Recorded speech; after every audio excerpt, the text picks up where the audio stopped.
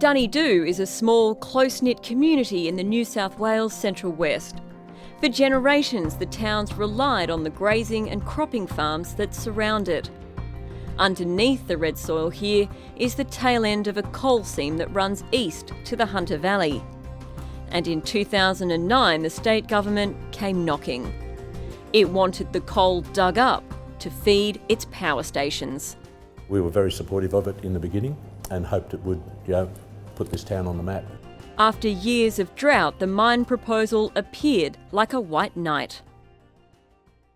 Mechanic Derek Dolman was excited by the talk of fast-flowing mining money.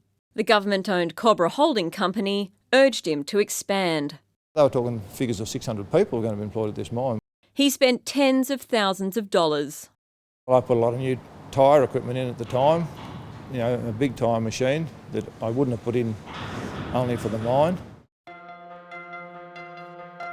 But the mine came with the social and economic cost of land acquisition. Around 50 families were pushed off their farms and out of the district.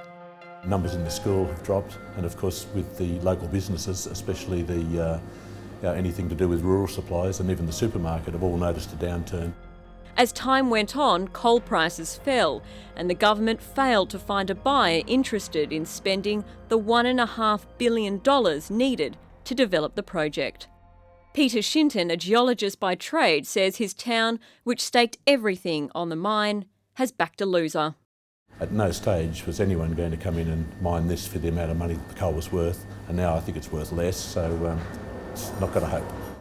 Dunedoo is an Aboriginal word meaning black swan, and locals say the failed mine is their ugly duckling.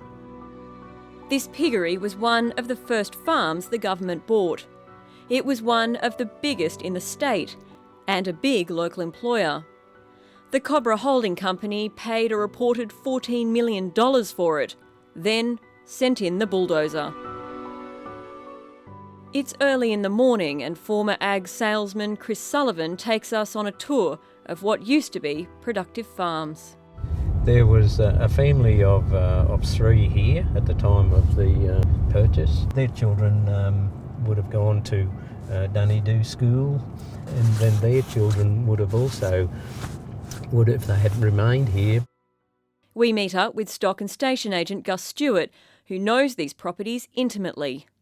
We would have had quite a lot of clients that were all up along the Spring Ridge Road and back along this Sandy Creek Road too. But the country where the landholders have left, which is probably the majority of it, it's probably just been sitting idle.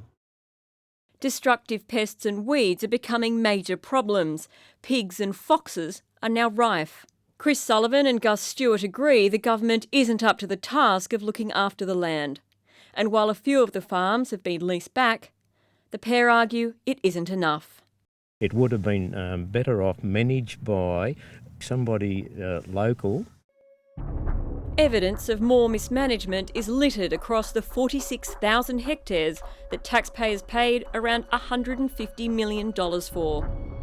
This illegal dump was created by the government's own Cobbora Holding Company. Asbestos from homes and sheds it bulldozed is abandoned here, uncovered, with the fibres exposed to the wind. The council found it and reported it to the government's own environmental watchdog last year.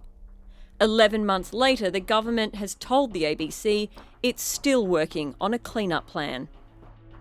The government has put the community at Dunedoo and lives at risk in that region. This has been one disaster after another. They need to compensate the community, sell the land back and clean up the asbestos.